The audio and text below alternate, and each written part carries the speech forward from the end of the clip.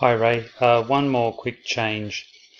Quick for me, maybe not quick for you, but when the web page loads, and I just get rid of this problem at the moment, the map is automatically loading in based on where the MapPress map in settings is situated. So in this instance, it's at this zoom level, and that marker's in the middle.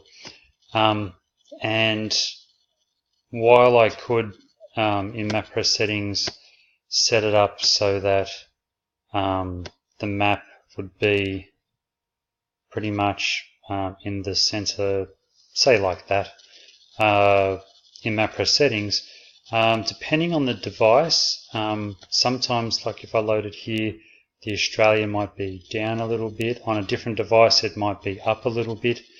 So hopefully, I'm wondering if you could set up a condition that when the demo page and the map page first load in, the word, I don't know, the Australia is in the center. So say the word Australia there, if that word was to be vertically and horizontally centered within the viewport, that I guess would do the trick. I'll leave it to you.